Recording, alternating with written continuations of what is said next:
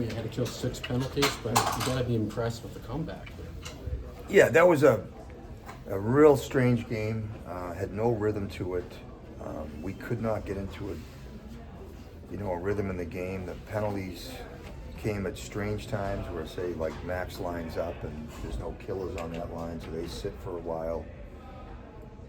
Just kept saying after each period, it's just going to be one of those nights where it's like shift to shift game, and you got to try and win your battles. And we weren't winning a lot of them, 5-on-5. But I thought the third period we finally got some open ice and got some of those rush opportunities. Because the game was kind of slogging along. Did you get the sense that if someone was going to make a difference, it was going to be Cutter? He seemed like he was forcing the issue all night, even when they were playing real tight.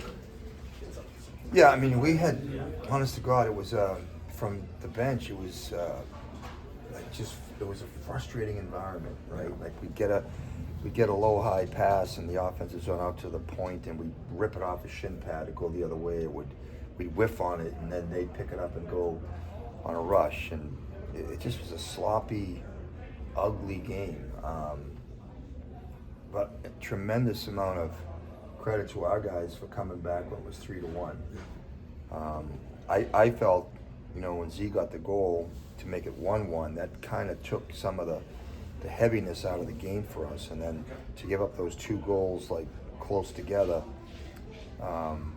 was kind of shocking. But the bench was positive. They were, supporting each other, but there was plenty of time left, and good on us for coming back and winning.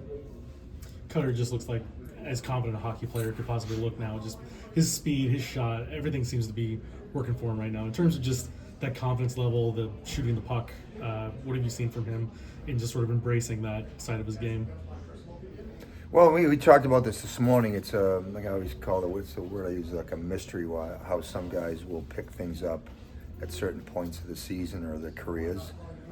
And clearly, like when he plays like he's playing, the game's kind of slowing down for him. He's only got 4 games to play, but I think he's going to be able to use that momentum the last 4 games. He's clearly a dynamic threat in open ice. He's learning, like we talked about, the balance between driving his legs wide or either cutting to the middle or curling up. Like he cut to the middle, I think, I don't know what period it was, in the third period, and he got stripped there. He tried to leave it for Leo, and he was good. He came back to the bench and we said, what's the main move for you? He says, I got to drive it wide. So he learns, and like I said, he's a coachable kid, and he wants to be great, and like I said, he's just going to keep getting better. Obviously, he scored 9 seconds after Frank, but does Frank scoring for the first time in a long while now, does that kind of goal really kind of surge throughout the bench and a guy like him, a leader, to finally get off the schneid and get some energy back? I'm sure it does.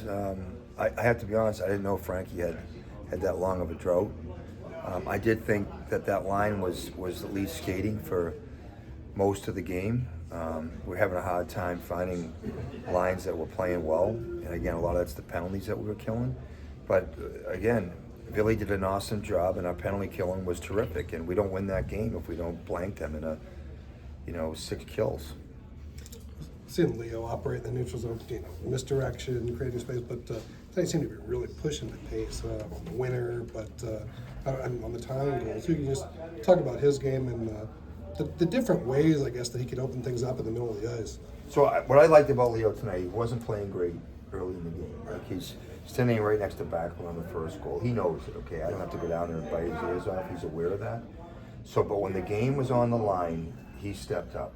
And, it was the setup with Cutter, the overtime play, like he elevated his game when the game, became, on the line. And that's what great players do. And, to his credit, like he's not a rah-rah guy, but he's a very, very coachable guy. Like on the bench, when you say, Leo, like you got to get going here, like you're not having a great game. He gets it. Like he knows right away that he's got to play to a higher level, and then he's able to kick his game into another gear, and he did it.